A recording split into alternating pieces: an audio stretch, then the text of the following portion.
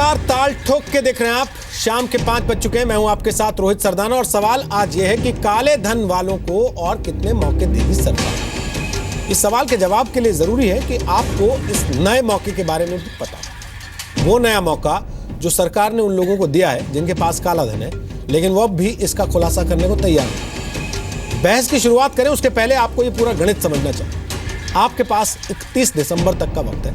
अगर आप खुद ब्लैक मनी का खुलासा करते हैं कि आपके पास काला धन है और मान लीजिए आपके पास अघोषित आय यानी काले धन के तौर पर 10 लाख रुपए है, तो इसका आधा यानी 5 लाख सरकार के पास बतौर टैक्स चला जाएगा। दूसरी बात, आपके काले धन का 25% यानी कि 10 लाख में से 2.5 लाख रुपए सरकार 4 साल के लिए लॉक कर लेगी और इस पर आपको कोई ब्याज भी नहीं मिलेगा। तीसरी बात, आपके हाथ में तत्काल कुल काले धन का 25% आएगा।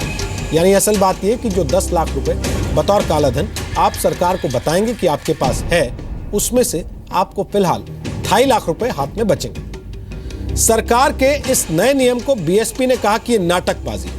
कांग्रेस को लगता है कि सरकार ने ऐसा करके गरीबों को और ज्यादा बेरोजगार कर दिया। समाजवादी पार्टी का कहना है कि यह सब ड्रामा है और जेडीयू ने आज इस नई स्कीम के बारे में कहा कि यह तो चोर सिपाही के बीच 50-50 का खेल हो गया। लेकिन इन राजनीतिक दलों ने अपनी बातों के साथ तर्कों को रखना जरूरी नहीं समझा। लोकसभा में जिस वक्त वित्त मंत्री बोल रहे थे, ऐसा लग रहा था कि पूरा विपक्ष केवल शोरगुल करके वित्त मंत्री की आवाज को दबा देना चाहता है। हम मानते हैं कि सरकार के इस नए नियम पर बहस होनी चाहिए। संसद में बिल के पास होने के पहले एक अच्छी बहस होती तो यह पूरे देश के लिए अच्छा होता। इसीलिए आज हम अलग अलग राजनीतिक दलों के नेताओं को, प्रवक्ताओं को लेकर आए हैं इस बहस में यही सवाल उठाने के लिए कि ब्लैक मनी पर इस ऑफर से आखिर किसका फायदा। सरकार के नए ऑफर का गणित, नए नियम का समर्थन और नए नियम का विरोध, सभी मुद्दों पर बहस होगी ताल ठोक के।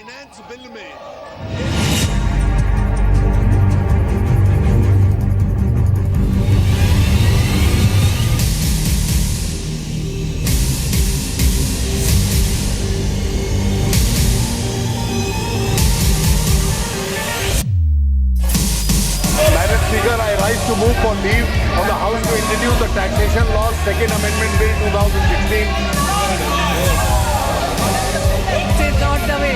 Saying this is the mood yesterday. जो काला धन है, जो टैक्स इवेजन के लिए जिसका प्रयोग होता है, इन फेवर में से आए। प्रधानमंत्री जी का सपना जिस सारी योजनाओं के पीछे, चाहे वो नोटबंदी थी, चाहे ये 50% वाली स्कीम और 25% को 4 साल तक रोकना, इन सब के पीछे ये थी कि मेरे गरीब के बटुए में कुछ सामान पैसा पहुंचे। जब यही सब कुछ करना था, इनको टैक्स लगाना था, काले धन को सफेद करना था, तो ये सब नाटकबाजी करने की केंद्र की सरकार को जरूरत क्या थी। ये नोटबंदी हो गई है फ्लॉप। अब तरह तरह की चीजें कर रहे हैं, जो तरह तरह की चीजों में कोई ऐसी चीज नहीं कर रहे हैं जिसका कोई पाया मजबूत हो। अगर ये करना ही था तो डिस्क्लोजर ले आते, उसकी पैसा काला धन वाले जो लोग हैं उनका पैसा आ गया होता। ये आज गरीब को आपने बेरोजगार कर दिया। अरे ये सब ड्रामा है, ये सब जनता के बीच संदेश देने की अपनी विफलता छुपाने के लिए किया जा रहा है। इससे कोई अंतर नहीं पड़ रहा है। देखिए, ये तो चोर सिपाही के बीच 50-50 का खेल हो गया। आधा तुम ले लो, आधा हमको दे दो। तो नोटबंदी की क्या जरूरत थी जब यही करना था। तो सरकार ने ये कहा कि आपको 30% उस पर टैक्स देना पड़ेगा।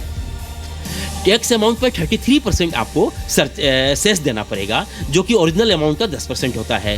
तो ये आपको 40% हो गए और आपको 10% बाय वे ऑफ पेनल्टी देना पड़ेगा।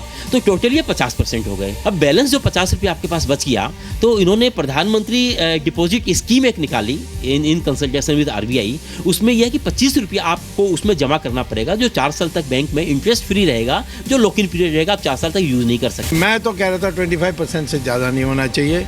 25% आपको कैश विड्रॉ, वापस विड्रॉ नए नोट्स में करना चाहिए और 50% फिक्स डिपॉजिट में 2% इंटरेस्ट में देना चाहिए। अब वो 50% डाल दिए, तो अब आखिर में मैं सजा ही दे सकता हूँ। ताल ठोक के आज का पहला सवाल, काले धन वालों को कब तक और कितने मौके देगी सरकार। दूसरा सवाल, आखिर ब्लैक मनी पर 50-50 का ऑफर का मतलब क्या है। तीसरा सवाल, क्या इस तरीके से काले धन का इस्तेमाल गरीबों के कल्याण में होगा। चौथा सवाल, ब्लैक मनी पर गोल्डन ऑफर से किसका फायदा है? और ताल ठोक के आज का पांचवा सवाल, बार बार ऑफर ही देना था तो नोटबंदी क्यों?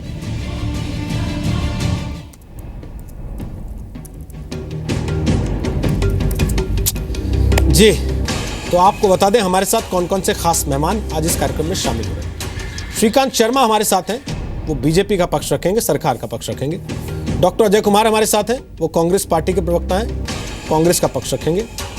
डॉक्टर विजय सरदाना हमारे साथ यहाँ स्टूडियो मौजूद हैं, वो अर्थशास्त्री हैं। अक्सर आप उनको जी न्यूज़ पर खास तौर पर नोटबंदी के बाद जो चर्चा शुरू हुई है उस चर्चा के दौरान देख रहे हैं, वो अपना पक्ष रखेंगे। और साथ ही नीरज कुमार हमारे साथ हैं, वो प्रवक्ता हैं जेडीयू के, मोकामा से एमएलसी भी हैं, वो जेडीयू का पक्ष रखेंगे। स्वागत है आपका नीरज कुमार, बहुत दिन के बाद, और डॉक्टर अजय कुमार आपका भी बहुत दिन के बाद। लेकिन शुरुआत मैं करूंगा श्रीकांत शर्मा आपके साथ। अभी मैं देख रहा था सोशल मीडिया पर जो चर्चा चल रही है इस चीज को लेकर, किसी ने लिखा है कि सुबह का काला धन अगर शाम को आधा घर आ जाए तो वो काला नहीं रहता। ये स्कीम को मुझे लगता है सबसे सिंपल तरीके से समझाने का उन्होंने एक वाक्य में कर दिया काम। आप मानते हैं ऐसा? देखिए रोहित जी, सोशल मीडिया है, ये लोगों का अपना मीडिया है और इस पर लोगों को अपनी प्रतिक्रिया व्यक्त करने का अधिकार है, नंबर 1। नंबर 2, देश के अंदर कालाधन भ्रष्टाचार के खिलाफ एक मुहिम प्रधानमंत्री मोदी जी ने शुरू की है। देश की जनता इसके समर्थन में है, क्योंकि सब लोग जानते हैं कि प्रधानमंत्री मोदी का सपना है इस देश को भ्रष्टाचार से मुक्त करना, काले धन से मुक्त करना। और उसके पीछे जो ध्येय है, जो मकसद है, वो ये है कि 70 साल में हम अपने गांव को विकसित नहीं कर पाए। 70 साल में आज गांव में आप जाइए रोहित जी, पीने का पानी नहीं मिलता है शुद्ध। गांव में जाइए, इंफ्रास्ट्रक्चर नहीं है, सड़कें नहीं है, स्वास्थ्य सेवाएं नहीं है, एजुकेशन नहीं है। तो मोटिव यही है। और उसके पीछे एक बड़ी बात यह है कि जो गांव के विकास के लिए पैसा जाता था, केंद्र से जो पैसा जाता था, वो गांव तक नहीं पहुंचता था। ये मैं नहीं कह रहा हूं, ये भारत के पूर्व प्रधानमंत्री राजीव गांधी कहते थे कि केंद्र से अगर 1 रुपया गांव के विकास के लिए जाता है तो 10 पैसे पहुंचते हैं नीचे, बाकी सब भ्रष्टाचार की बलि चढ़ जाता है। तो ये लड़ाई भ्रष्टाचार के खिलाफ है। लेकिन बहुत दुख होता है कि तमाम दिक्कतों के बावजूद भी आज आम जन, गरीब आदमी, गांव का आदमी, शहर का आदमी सरकार की मुहिम में शामिल है, लेकिन पॉलिटिकल पार्टियां संसद को नहीं चलने दे रही हैं। इनको हर तरीके से जनता ने इनको चिल्ला चिल्ला के बता दिया कि भ्रष्टाचार के साथ मुहिम में हम भ्रष्टाचारी पॉलिटिकल पार्टियों के साथ नहीं है। जो भ्रष्टाचार को समाप्त करना चाहता है इस देश से, प्रधानमंत्री उसके साथ खड़े हुए हैं। सड़क पर भी बता दिया, ईवीएम पर बटन दबाकर भी बता दिया, लेकिन ये लोग हैं कि सुनने को तैयार नहीं है, क्योंकि इनके पास अब लगता है कि इनके पास खोने के लिए कुछ नहीं है, क्योंकि सब कुछ ये लुटा चुके हैं, ये सब खो चुके हैं। तो मैं तो आपके माध्यम से अपील करूंगा, हमारे बहुत अच्छे मित्र हैं, पुलिस में रहे हैं, अच्छी जानकारी रखते हैं, कि आज जिस तरह से संसद के अंदर लगातार आप गतिरोध कर रहे हैं, आपको जो बात टेलीविजन पर कहनी है वो आप संसद में भी कह सकते हैं। देश की जनता आपका पक्ष भी समझे, सरकार का पक्ष भी समझे। मेरा सवाल बड़ा सीधा सा है, और वो सवाल ये है डॉक्टर अजय कुमार, कि ये सारी बातें ठीक हैं, काला धन आएगा, काले धन से गांव की बेहतरी होगी, गांव के लोगों को सुविधाएं मिलेंगी।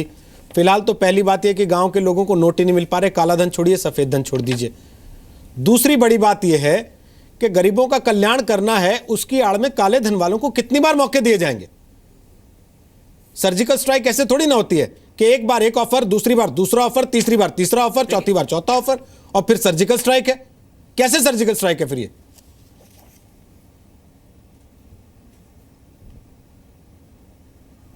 देखिए रोहित जी, श्रीकांत शर्मा जी हमारे मित्र जो है पढ़े लिखे व्यक्ति हैं, लेकिन मैं उनके जो कुछ बातें जो है मैं पूरी तरह एकदम सहमत नहीं हूं। और उन्होंने जो आंकड़े आपके सामने जो पेश किए थे, ये सही बात है कि देश में जो है गरीबी की जो है सबसे कम 40 करोड़ व्यक्ति जो है गरीबी रेखा से ऊपर आए थे यूपीए 1 और यूपीए 2 के समय में। दुनिया के सबसे तीसरी बड़ी अर्थव्यवस्था हम बन गए थे। दुनिया के सबसे ज्यादा इंजीनियर जो है हम इस देश में पैदा करते हैं। 18,000 गांव को छोड़कर के सभी गांव में बिजली की व्यवस्था हो गई है। अगर हम हर चीज देखेंगे तो इस देश में काफी तरक्की की है। बहुत कुछ करना बाकी है, ये बात सही है।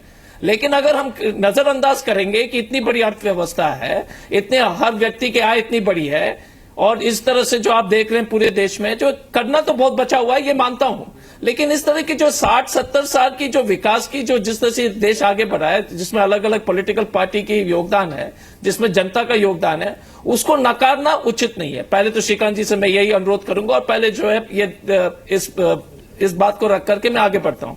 दूसरी बात है, देखिए क्या हुआ, रोहित जी आपने ठीक कहा कि ये डीमोनेटाइजेशन, विमुद्रीकरण से सबसे ज्यादा प्रहार गरीब पर हुआ है। और श्रीकांत जी भी जानते हैं कि जिस तरह से, और वो मानेंगे कि जिस तरह से हर जगह, हमारे जमशेदपुर में जहां से मैं सांसद था, वहां से जिस तरह से लगातार छटनी हो रही है, वो सबसे ज्यादा प्रहार तो गरीब पर ही है।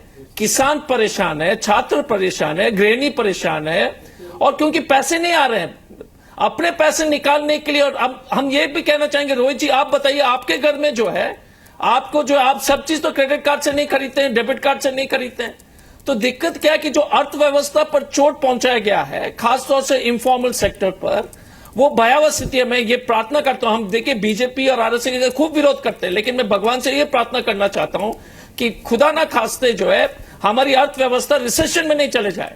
और मैं अगर ये नहीं होगी तो हमें को बहुत खुशी होगी कि जितना भी वाह लूट लें, लेकिन जो तथ्य जो सामने आ रही है, अगर आप देख लीजिएगा, मोटरसाइकिल, साबुन, खेत, किसान, बुआई की जो जिस तरह से रफ्तार चल रही है, और अगर वीडीआईएस का स्कीम देख लीजिएगा कि पिछले जो है जून में जो इन्होंने जो है वीडीआईएस स्कीम, जो वॉलंटरी डिस्क्लोजर स्कीम इन्होंने जो चलाया था, वही उस वक्त भी वही 50% की जो कानून इन्होंने लागू किया था।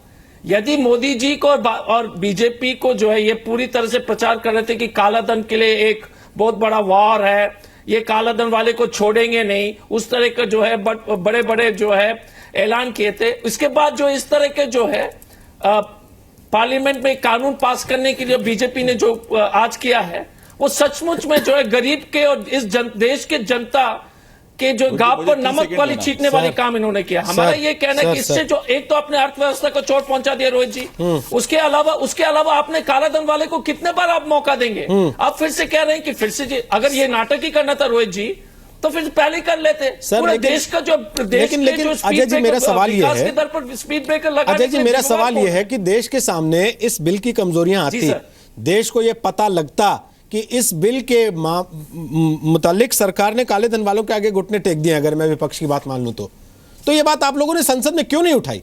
जहां बहस का मौका था, जहां क्वेश्चन करने का मौका था सरकार को, जहां उसकी सारी कमियां बिल की पूरे देश के सामने आ जाती, आप लोग वहां बोले नहीं, वहां हु कर रहे थे सब लोग सांसद मिलकर विपक्ष के। ये शोभा देता है क्या हमारे देश के सांसदों को? आप सुनिए अभी वो चला के आवाज, कैसी आवाज आ रही है? नहीं रोहित जी आपका सवाल बड़ी वाजिब सवाल है। हमारा देखिए पूरे विपक्ष ने, और श्रीकांत जी से मैं यही अनुरोध कर, पूरे विपक्ष ने यह अनुरोध किया था सरकार को कि नियम 56 के अनुसार एडजर्नमेंट मोशन के तहत जिसमें वोटिंग होता है उस पर बहस हो। पहले दिन से इस पर चर्चा हो रही है। उस नियम के अनुसार आपको 50 सांसद के हस्ताक्षर चाहिए, लेकिन विपक्ष ने 200 सांसद के हस्ताक्षर सरकार के सामने पेश किए। हमारा यह कहना है कि सरकार इस पर क्यों अड़ी हुई है और ये इसको जो प्रतिष्ठा का मामला क्यों बना दिया है? अगर वो जो है, अगर सरकार अगर मान लेती कि धारा 56 के अनुसार जो है इस पर एडजर्नमेंट मोशन विमुद्रीकरण पर चर्चा होती, तो ये सब बहस नहीं होता। सरकार भी इतनी जो अड़ियल हो गई है। पहली बात रोहित जी आपका सवाल है और आपका कहना एकदम सही है, विपक्ष भी चाहती है कि बहस हो, लेकिन अगर सरकार कहे कि नहीं, हम 193 धारा 193 के अनुसार बहस करेंगे जिसमें कोई जरूरत नहीं है किसी चीज का, ये सिर्फ 193 सेक्शन 193 के अनुसार हम लोग बहस करेंगे, और विपक्ष कह रही है कि 56 के अनुसार उसमें वोटिंग होता है, और इनके लोकसभा में तो इतनी बहुमत है तो इनको तो कोई फिक्र नहीं होना चाहिए, परंतु जो सरकार मान नहीं रही है। तो हमारा ये सरकार से अनुरोध है कि इस पर क्यों जो है, इसको इतनी छोटी सी बात को इतनी प्रतिष्ठा की बात क्यों बना रहे हैं सरकार? सर रोहित जी मैं जवाब मैं ठीक है श्रीकांत आप बोलिए। मेरा सवाल बड़ा सीधा सा है और आप दोनों ने उसका जवाब नहीं दिया। मेरा सवाल यह है कि आपको काले धन वालों को पकड़ना है तो उनको कितनी बार मौके देंगे? अब तो पकड़ लीजिए ना सर, हो गया, कई दफा मौके दे चुके। रोहित जी मैं जवाब दूं? बोलिए सर श्रीकांत जी। देखिए रोहित जी मेरा आग्रह आपसे यह है कि आप देख रहे हैं पूरे देश के अंदर जो वातावरण बना हुआ है, ये 70 साल की एक बीमारी है, एक कैंसर है। इससे देश की जनता को निजात दिलानी है।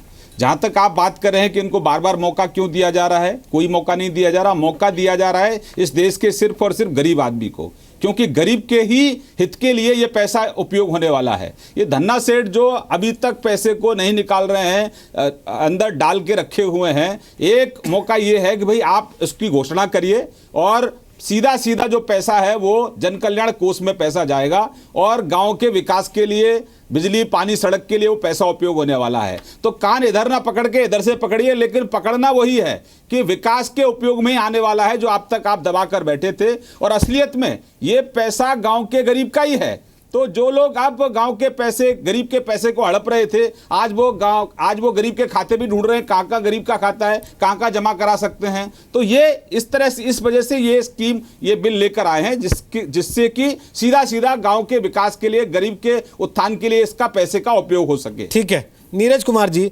आपकी पार्टी कह रही है कि ये तो चोर पुलिस में 50-50 वाला खेल हो गया।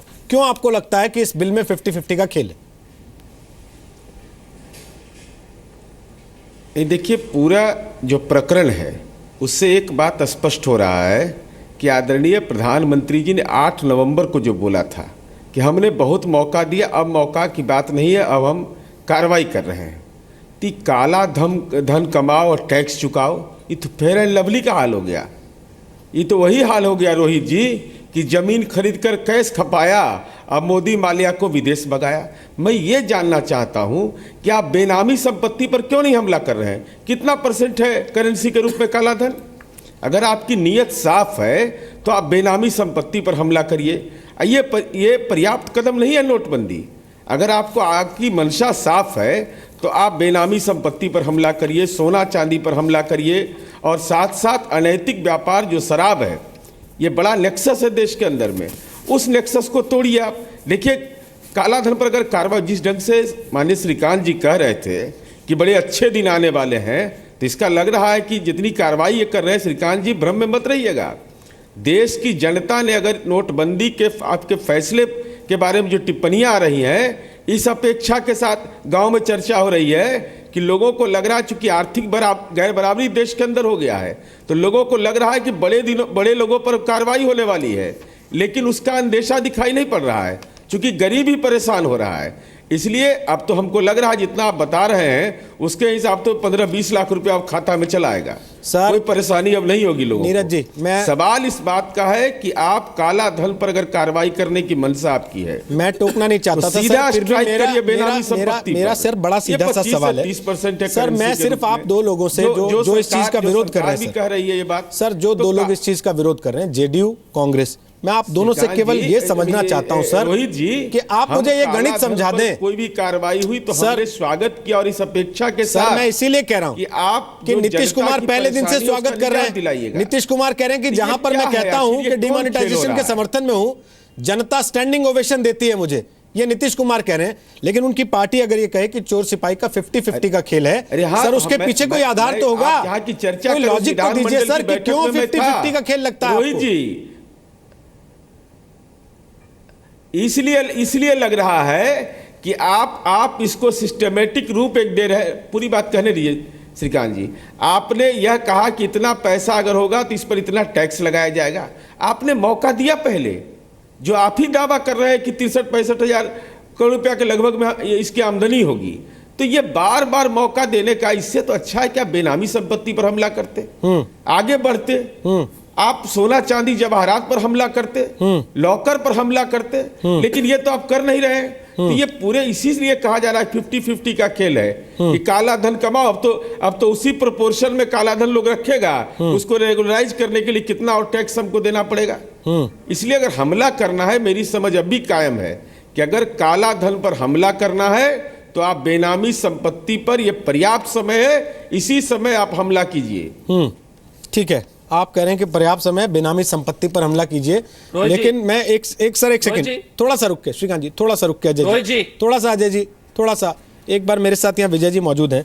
मैं विजय जी आपसे समझना चाहता हूँ और देश के लोगों को भी जरा समझाइएगा कि जो बिल है, क्या इसका मतलब यह है कि आप काले धन वालों के साथ सांठगांठ कर रहे हैं, आप उनसे हाथ मिला रहे हैं कि ठीक है साहब, काला धन आपका सुबह का शाम को आधा आ जाए तो फिर उसको काला धन नहीं कहेंगे? क्या इसको ऐसे समझना चाहिए, या गणित कुछ और है जो शायद ना तो समझ रहा है कोई और ना समझने दे रहा है किसी को? देखिए, गणित कुछ और है, और यही बात मैं आप लोगों से निवेदन कर रहा हूं कि आप अगर ये बिल नहीं आता तब क्या होता, आप उस हालात को समझिए।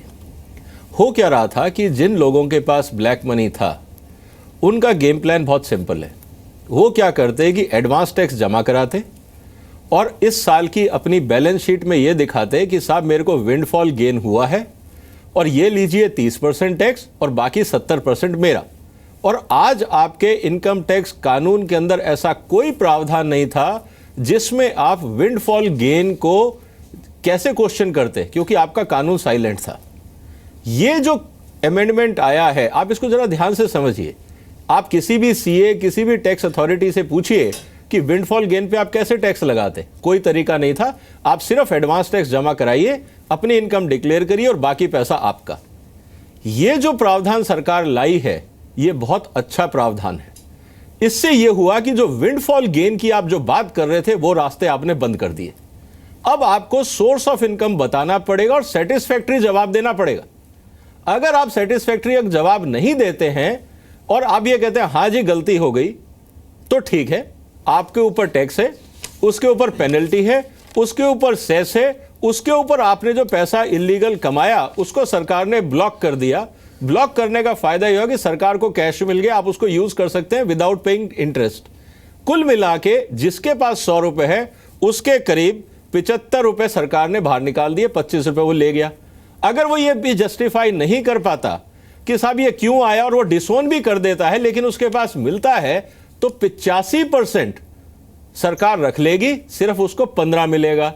और मजे की बात क्या है, इसमें आपके पास बाकी जो पनिशमेंट और पेनल्टी और बेल्स हैं, जो बाकी प्रावधान है इलीगल इनकम के, नारकोटिक्स के या जो भी है, वो आप पे सब लागू रहेंगे। कोई आपके पास इसमें इम्यूनिटी नहीं है इस कानून में। रेलवे स्टेशन के नीचे कुछ लोग बैठ के आपके पैसे को 80% कम कीमत में वापस कर दे रहे हैं नए नोटों। मैं उसका भी बता रहा हूं सर। सरकार 50% के बदले में कर रही है। नहीं, फर्क है सर। फर्क ये है कि आपने एक जो लीगल गैप था आपने उसको भरा है। देखिए फर्क है, इस कानून से आपने एक लीगल गैप भरा है, पहले लीगल गैप था।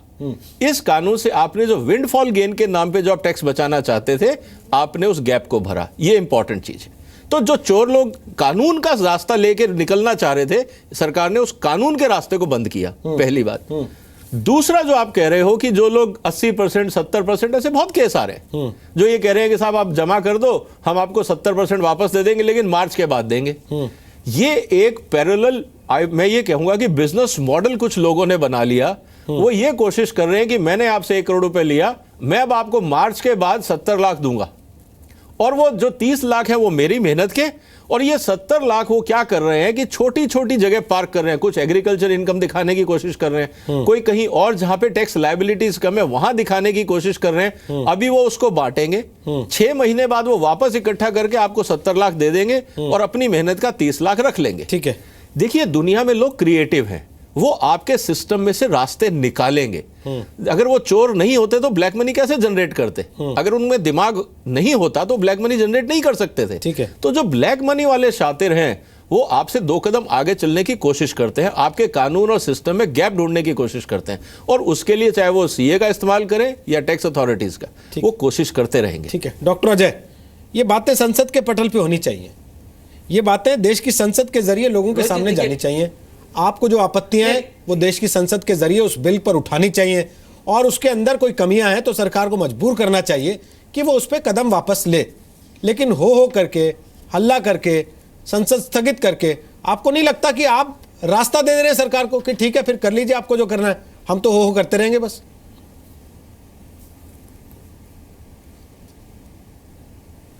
देखिए रोहित जी, पिछले इतने दिन से जो बहस चल रही है और आपकी टीवी के माध्यम से मुझे पूरा विश्वास है कि आपके दर्शकों के माध्यम से ये जानकारी जो है धीरे धीरे बढ़ रही है।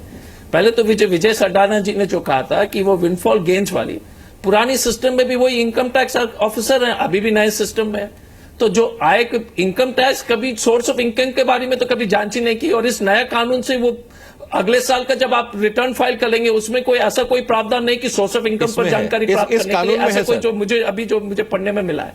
लेकिन सबसे महत्वपूर्ण बात विजय जी, 1 मिनट विजय जी मैं खत्म कर लेता हूं। सबसे महत्वपूर्ण बात क्या है कि 80% कालाधन विदेश में है, उसमें से सिर्फ 6% जो 20% जो देश में है वो सिर्फ 6% कैश में है। तो आप जब कह रहे हैं कि पूरे काला धन में जो आपकी जो पूरी तरह से हमला जो हो रही है, एक छोटा सा, बहुत ही छोटा, समुद्र में एक बाल्टी के बराबर है, और हम वाहवाही लूटने के चक्कर में अगर सरकार और ये सब पॉलिटिकल पार्टी, श्रीकांत जी भी सहमत होंगे, कुछ हर एक पॉलिटिकल पार्टी में हर एक व्यक्ति इस पर सहमत नहीं होंगे, लेकिन पॉलिटिकल डोनेशन पर, जैसे पॉलिटिकल पार्टीज पर सब जो है कैश ट्रांजैक्शन बंद होने चाहिए। हमारा यह कहना है कि भारतीय जनता पार्टी की सरकार ने जो नौकरशाही पर जो है, जो कानून की जो संशोधन करने की जो कोशिश की जा रही है, उसको वापस लिया जाए। कि इसका मतलब है कि सीबीआई जांच नहीं कर सकती है किसी पदाधिकारी का बिना मंत्री जी या उनके जो विभाग के जो है हेड के अनुमति के बिना, उसको जो संशोधन ला रहे हैं, ये जो गलत संशोधन है। तीसरी बात है कि under invoicing, over invoicing companies जो बनी हुई है उस पर कार्रवाई हो। और लास्ट में जो नीरज जी ने कहा था बेनामी जो है संपत्ति पर, अगर रोहित जी हम सब लोग ये चारों बिंदु पर, हर एक पॉलिटिकल पार्टी में अच्छे लोग भी हैं, बुरे लोग भी हैं, और ये बहुत ही बड़ा, और ये सब लोग अच्छे लोग इस पर समर्थन करेंगे। लेकिन हमारा ये कहना है कि जो सरकार का वर्तमान जो जिस तरह से सरकार ने जनता के सामने जो पेश किए थे, वो सब जो है दावे खोखले हो गए हैं। ये नए संशोधन के साथ ये स्पष्ट हो गया है कि ये फेयर एंड लवली का पार्ट 2 हो गया है। तो मतलब आप कर रहे थे तो अच्छा था, इन्होंने वही अगर फेयर एंड लवली पार्ट 2 कर दिया तो ये गंदा हो गया।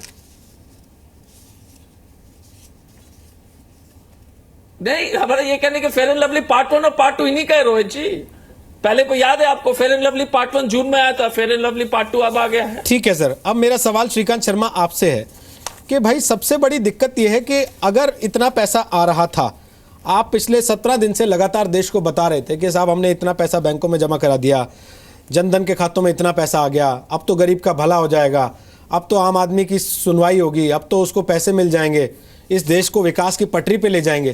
तो अचानक उसमें आपको ये क्यों लगने लगा कि काले धन वालों के साथ एक बार फिर से कोशिश कर लेते हैं?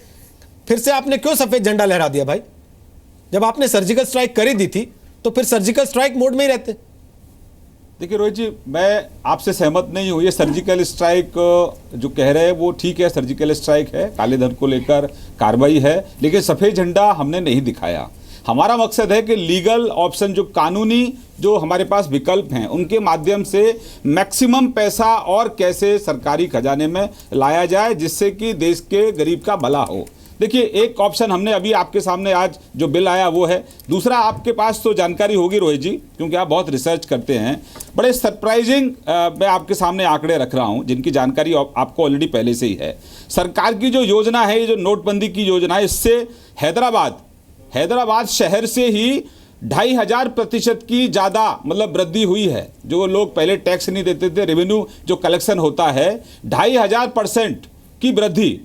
नॉर्थ एमसीडी दिल्ली में 2434% की वृद्धि, सूरत में 2314% की वृद्धि, तो ये साउथ एमसीडी 2037% की वृद्धि। तो ये जो पैसा आ रहा है, एक रास्ता पैसे का ये जो मैं बता रहा हूं, दूसरा रास्ता पैसे का जो हमने आज जो हम बिल लेकर आए हैं लोकसभा में जिसको पारित किया है, वो किसी भी तरीके से धन पैसा जो है सरकारी खजाने में आए। जो एक 70 साल से एक माहौल बना हुआ था कि सब कुछ चलता है, उसको समाप्त करने के लिए हम एक एक कदम आगे बढ़ा रहे हैं और इसमें जनता भी हमको समर्थन दे रही है। लेकिन दुख होता है विपक्ष के लोगों का, पहले कहते हैं कि काले धन पर कार्रवाई नहीं करते, भ्रष्टाचार पर कार्रवाई नहीं करते, जब करते हैं तो कहते हैं कार्रवाई क्यों की, फिर कहते हैं आपको थोड़ी और सहूलियत देनी चाहिए, थोड़ा और रिलैक्सेशन देना चाहिए। जब सहूलियत दी जाती है तब कहते हैं सहूलियत क्यों दी।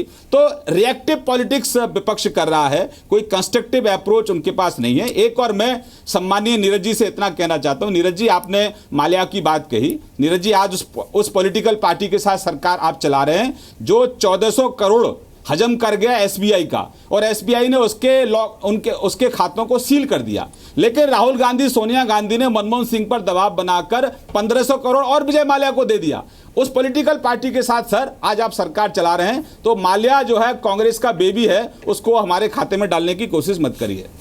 नीरज जी, आप तो इनके साथ थे ना पहले दिन से। श्रीकांत जी, मैं विजय माल्या आपके कार्यकाल में गए तो काला धन पर आप कार्रवाई करिए, हम आपका स्वागत किए हैं। लेकिन देश की जनता को यह भी बताइए कि आपने जो पार्टी की संपत्ति खरीदी है, वो दस्तावेज है उसका, और उस दस्तावेज में यह साबित हो गया है कि आपने आरटीजीएस के माध्यम से नहीं दिया है। नोटबंदी के पहले जो जमीन देश भर में खरीदे ती काला धन को सफेद कर रहे थे क्या? यही चेहरा ये दस्तावेज है जिसमें आपने आरटीजीएस से नहीं कैश पेमेंट किया है। सोर्स नहीं बता रहे हैं बीजेपी के नेता, ये पैसा कहां से आया। मैं पूरी जिम्मेवारी से जी न्यूज पर बोल रहा हूं, ये सोर्स नहीं बताया जा रहा है कि जमीन का पैसा आया कहां से, ट्रांजैक्शन दिल्ली से पटना और पटना से डिस्ट्रिक्ट में कैसे हुआ। इसीलिए हम आपकी नीयत पर हमको शक होता है कि आप जब ये सवाल करते हैं, विजय माल्या अगर पिछली सरकार ने किया तो उसको तो दंड जनता ने दिया, लेकिन आपके कार्यकाल में वो यहां से गए। ठीक है, आपका क्या नैतिक दायित्व था? क्या नैतिक दायित्व था? अगर ऐसी बात हुई। दूसरा बात है रोहित जी, देखिए मैं बार बार कह रहा हूं, मैं इनको जवाब दूंगा भैया। करेंसी में काला धन कितना परसेंटेज है? आप बेनामी संपत्ति पर क्यों नहीं हमला कर रहे हैं? और आदरणीय नरेंद्र मोदी जी का रिकॉर्डेड भाषण सुना दीजिए 8 नवंबर का। उन्होंने क्या कहा था कि अब ये कार्रवाई करने का वक्त आ गया है। तो आप बार बार रिलैक्सेशन दे रहे हैं। रिलैक्सेशन में वित्तीय अनुशासन हो, इससे सब लोग सहमत होगा, किसी को असहमति नहीं हो सकती है।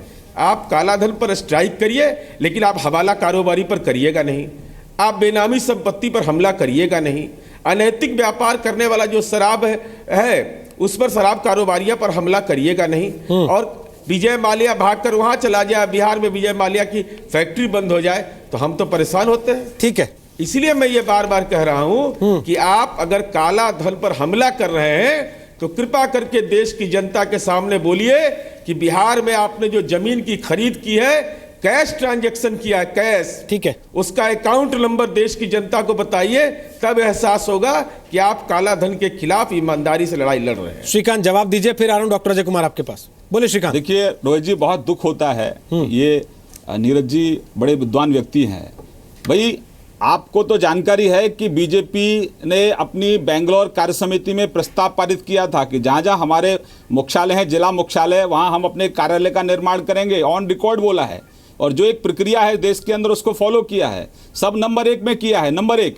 दूसरा, आप बड़ा दुख के साथ कहना पड़ता है कि इतना नैतिक साहस जेडीयू वाले कहां से जुटा लेते हैं। चारा चोरों के साथ आपका गठबंधन है। जो पॉलिटिकल पार्टी आर्म फोर्सेस के जो इक्विपमेंट आते हैं उनके साथ दलाली खाती है, उनके साथ सरकार मिलकर चला रहे हो। नैतिकता का पाठ हमको पढ़ा रहे हो। आपको इस बात का चवन्नी का हिसाब देते हैं हम। आपको इस बात का जवाब देना होगा। दे रहे जवाब। आपको तो मॉरल राइट, नैतिक अधिकार नहीं नीरज जी, मैंने आपको टोका नहीं बीच में। आपको चुभ गया होगा, सच्चाई हमेशा चुभती है। कहां है जगन्नाथ? चुभ गया, आपको अंदर तक घुस गया, अंदर आपके सीने के अंदर घुस गया, क्योंकि आप सच्चाई नहीं सुनना चाहिए। अरे सुन लीजिए भाई, आपको बीच में रोका नहीं नीरज जी किसी ने। आपने कहां से आपको बीच में रोका क्या? कैश ट्रांजैक्शन आपने किया है। आपको बीच में रोका क्या किसी ने? अपराध आपने किया है। आप पूछिए रोहित जी से। अरे सुन लीजिए, आप इतना उद्वेलित क्यों हो रहे हैं? माननीय सुशील मोदी पेशेंस रखिए भाई नीरज जी, सुन लीजिए। आरटीजीएस से ट्रांजैक्शन हुआ है। ज्यादा तेज बोलने से कुछ नहीं होता है। चारा चोरी का कलंक आपके सिर पे लगा है, वो मिटने वाला नहीं है। आप दूसरे के बारे में इस ढंग की बात। वो राइफल, पहले देसी कट्टा लेकर घूमते थे अपराधी बिहार में, अब राइफल लेकर घूमते हैं। अच्छा, एक कलंक जो आपकी जेडीयू के सिर पर है, मिटने वाले नहीं। प्लीज देखिए, फिर डिबेट वैसे ही जा रहा है। नीरज जी आपने सवाल उठाया, मुझको नैतिकता का पाठ मत पढ़ाइए। नीरज जी आपने सवाल उठाया, जवाब दीजिए। बकरी का चारा खा गया, उनके साथ मिलकर सरकार चला रहे हो। नीरज जी, सत्ता की हवा से इतनी अंदर आप पढ़ा रहे हैं हमको नैतिकता का पाठ। प्लीज हमको मत पढ़ाइए, व्यक्तिगत नहीं कर रहा हूं। प्लीज हमको मत पढ़ाइए नैतिकता का पाठ। देखिए व्यक्तिगत चारा चोरों के साथ गठबंधन दूर करिए भाई, प्लीज देखिए, प्लीज नीरज जी आपने सवाल उठाया, वो जवाब दे लें। आपको पसंद ना आए, आप फिर अपना विरोध दर्ज कराएं, अच्छा रहेगा। देखिए डॉक्टर साहब सुन रहे हैं, वो सच्चाई सुनने का पेशेंस बीच में कोई टोका-टाकी नहीं की। अच्छा नहीं लगता सर आप दूसरे के ऊपर चढ़ के बोलना। प्लीज एक एक करके कोयले की खान के अंदर रहकर, कोयले की खान के अंदर रहकर सफेद कपड़ों वालों पे दाग उंगली नहीं उठाते। प्लीज मैं नाम बता दिया सर, आपके गठबंधन के साथ। नीरज जी आपकी सरकार है ना बिहार में, आप बताइए ना। नीरज जी आपकी सरकार है ना बिहार में, आप केस करा देते।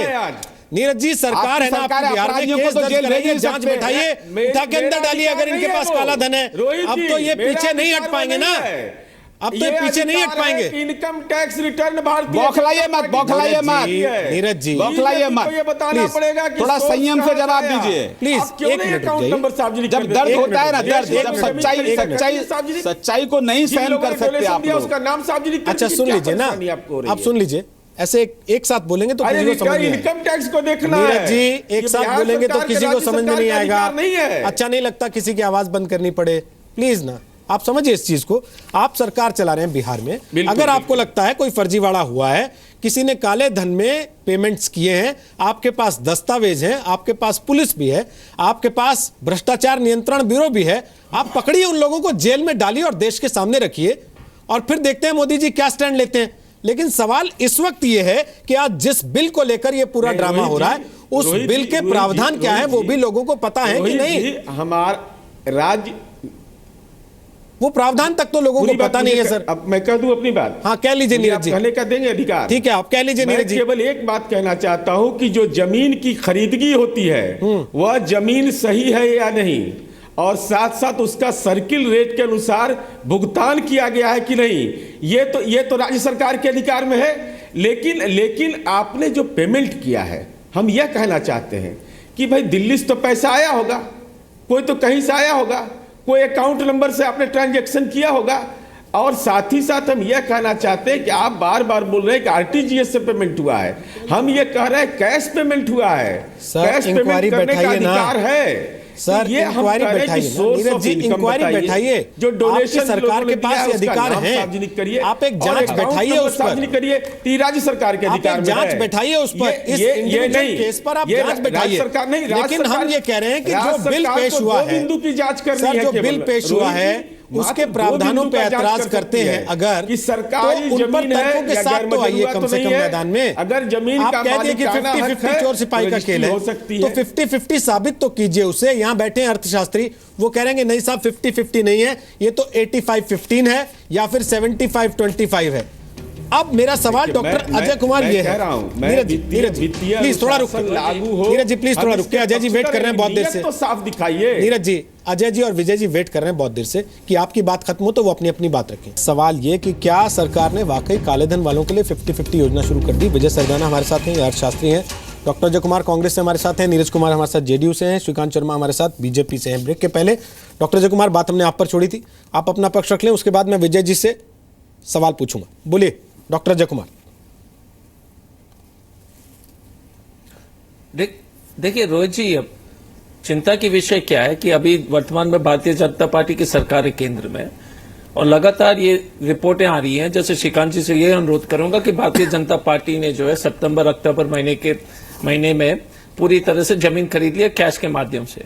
तो ये तो एक तो देश के सामने जो है कम से कम ये सरकार स्पष्ट करे कि क्या सच्चाई क्या है, क्योंकि पूरी तरह से हर जगह ये अफवाह है। दूसरी बात है कि रोहित जी, और आप एक वेल रिसर्च्ड एंकर हैं, तो आपको भी जानकारी होगी कि अक्टूबर महीने में 5 लाख करोड़ जो है कि डिपॉजिट जो है पिछले महीने से ज्यादा 5 लाख करोड़ के आसपास जो है डिपॉजिट जो है बढ़ोतरी हुई थी सभी बैंकों में। अब वित्त मंत्री जी ने कह दिया था कि वो 7 पे कमीशन 7वें वेतन आयोग की जो है वो 7वें वेतन आयोग की जो कुल अगर सब चीज मिलाएंगे तो वो 45,000 करोड़ के आसपास है। अगर आप एडवांस टैक्स भी देखेंगे, जैसे कुछ चैनल में श्रीकांत जी ने, जब श्रीकांत जी और हम लोग साथ में थे किसी बहस में, उन्होंने कहा कि एडवांस टैक्स हुआ था, तो मैंने कहा कि वो भी 45,000 50,000 करोड़ है। तो सब मिला जुला के अभी भी 4 लाख करोड़ के आसपास का जो है उसकी जो अस्तित्व के बारे में उसकी जो सही जानकारी अभी भी सरकार के पास नहीं है।